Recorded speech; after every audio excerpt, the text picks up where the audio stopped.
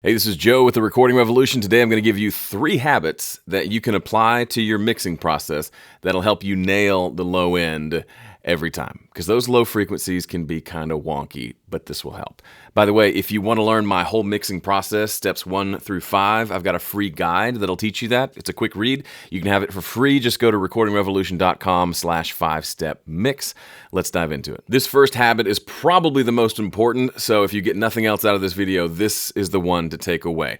Save your low end for the center of your mix. In other words, the farther away you get from the middle, the thinner the tracks should be. If you have tracks that are hard left and right and they're super, super thick, it's weird and it messes up your low end. So think of it as a continuum. The farther you get, the thinner it is. Think about it. Your favorite albums, there's kick drum, bass, vocals, they're all right up the middle. They can be nice and full. But once you get to like rhythm guitars, background vocals, strings, they all have progressively less low end as we move out. The camera just moved. I don't know why. So let me show you what that sounds like. Here's a song that's got a handful of electric guitars here at this chorus. Now, I'm a big fan of beefy sounding guitars. I love, like that's a baritone guitar. I love humbucker pickups. I like it nice and thick, at least when I'm playing it. It's delightful. However, in the mix, a lot of that thickness has to go because I need to leave room for kick drum, bass, all the stuff that has proper low end to it. So here's what these guitars sound like by themselves with no EQ.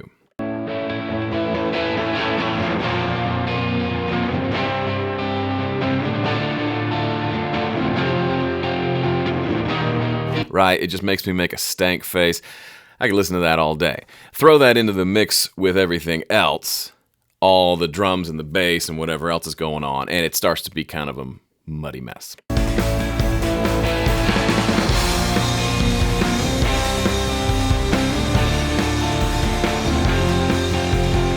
They kind of take over. I can't really hear what's going on with the bass and the kick drum because of these. So the series of EQs that I used on these, you can see them here.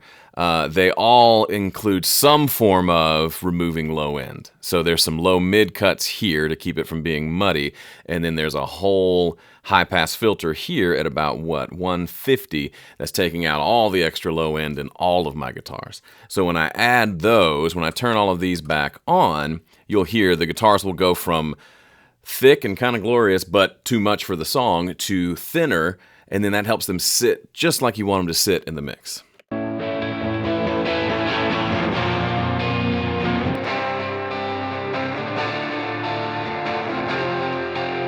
Now, you listen to that by itself and you go, it's not as fun as it was before.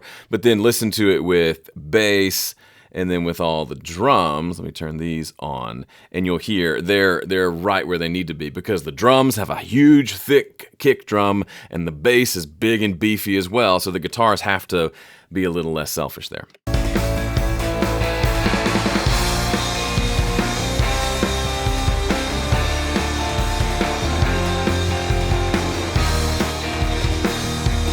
That works a lot better. Habit number 2, don't let the low mids be selfish. Let me just show you. So I've been mixing bass guitar for a really long time, and I find that going back years and years and years, my EQ curve on my bass a lot of times looks like this. There is usually a cut here in the 120 to 150 hertz range. So this is 145.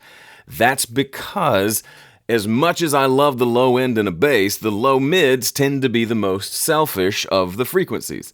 So by doing a dip here, I'm able to hear the good stuff down here. I even have a high pass because this thing had bonkers, lots of low end to it.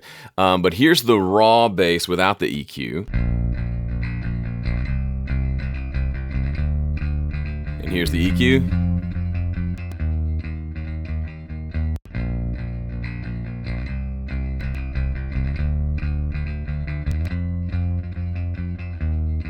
It's fairly subtle here, especially because he's playing with a pick, but this is the frequency range. I call it the headache frequency because it's just typically pretty selfish.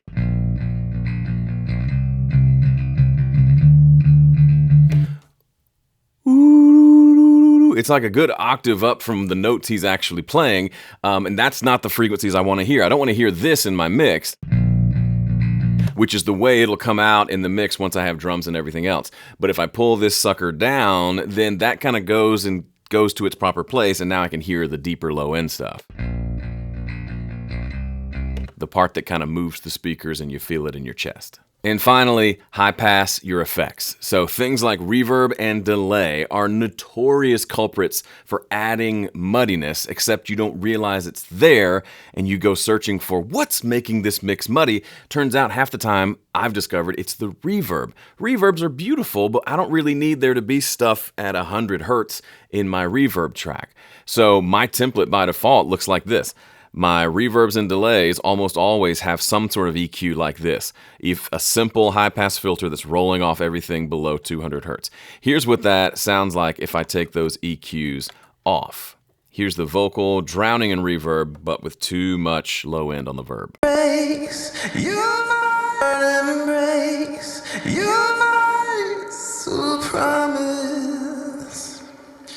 To save you from your sadness.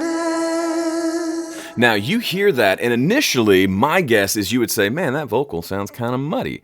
And you would be right. But what happens if I mute all of these effects and we listen to just the dry vocal? Embrace your voice, promise. It's actually not thick at all. It's the right amount of thickness, but it's not like over the top thick. It's these stupid effects that I have on the vocal that are causing all the thickness. We can even listen to them by themselves, which is a cool thing I like about Studio One.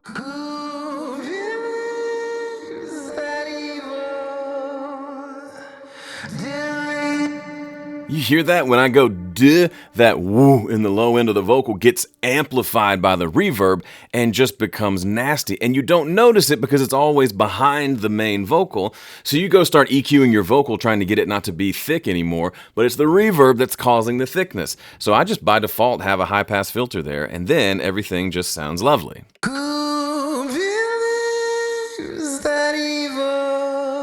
The vocals sit right on top of the mix, which is right where they need to sit, and I don't have all that extra low end that serves no purpose. All right, that's it for this video. Apply these 3 habits, or just one if you want, to your mixes. You will see wonderful results, I promise. By the way, if you don't have that 5-step mix guide and you'd like to see my process, how I mix songs from start to finish, starting at step 1, moving through to step 5, and I get them done really quick, by the way, head over to recordingrevolution.com/5-step mix to get your free copy.